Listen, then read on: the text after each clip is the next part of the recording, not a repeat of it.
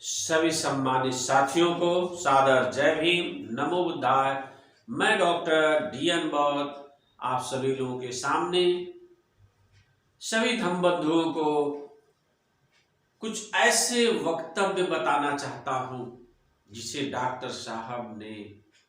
Doctor Bhimrao Ambedkar साहब ने समाज को एक ऐसा मार्ग दिया, बताया और खोजा। वह मार्ग क्या है? मुक्ति का मार्ग है। साथियों, हमें मुक्ति चाहिए। हर व्यक्ति मुक्ति के मार्ग के लिए धाम की यात्रा करता है, स्नान करने जाता है, तरह तरह के पाठ करवाता है। किसके लिए? मुक्ति के लिए। पर किस मुक्ति के लिए, यह उसको जानना अति आवश्यक है। जो मुक्ति का मार्ग अंबेडकर साहब ने बताया है, दिया है, लिखा है, वह मार्ग बैकवर्ड समाज अर्थात SC, ST, OBC के लिए सर्वोत्तम मार्ग है।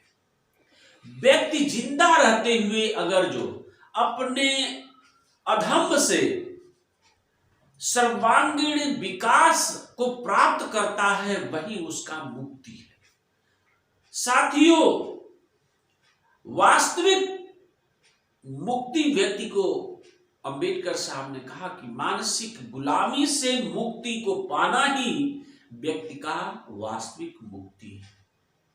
यह बात तथागत भगवान बुद्ध ने कहा कि ऐ धम्म बंधुओं, मैं तुम्हें मुक्ति का मार्ग दे सकता हूं, सम्यक संबुद्ध का रास्ता बता सकता हूं, परंतु मैं तुम्हें स्वर्ग नरक का मार्ग नहीं दिखा सकता। मैं मुक्ति का मार्ग दे रहा हूं, अर्थात संबुद्धत्व ज्ञान का मार्ग दे रहा हूं, जो तुम्हें मुक्त कर देगा।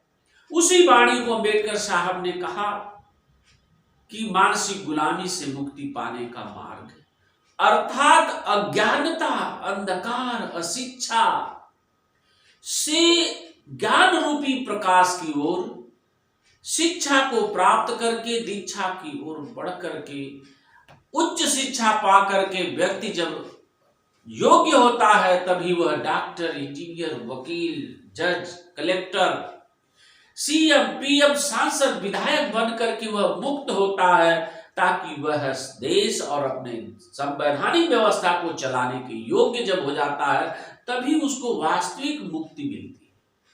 अर्थात अपने कर्मों से जो व्यक्ति करके अंधकार से प्रकाश की ओर पहुंच जाता है, वही उसका वास्तविक मुक्ति का मार्ग है।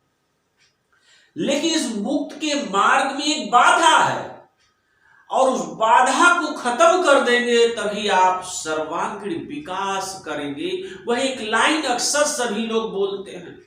सभी धम्म बंधुओं से अनुरोध है, इस बात को अमल करिए कि अंबेडकर साहब ने इस तर्क को क्यों दिया। मैं बताना चाहता हूं कि जहां सुमति तहां संपत्ति नाना, जहां कुमति वहां विपत्ति निधाना। यह श्लोक, यह लाइन, यह दोहा सबको विदित है कि जहां पर एक सुर में लोग रहते हैं, चलते हैं, वर्ग करते हैं, मंथन करते, विचरण करते हैं, वह लोगों की सुमति होती है, मतलब समान बुद्धि विवेक होता है। वहां पर संपत्ति, शिक्षा, शासन सब कुछ होता है। वहां पर ही आदमी को वास्तविक सुख समृद्धि होता है, तभी राष्ट्र में बंधुत्व कायम होकर राष्ट्र का सर्वांगीण विकास होता है।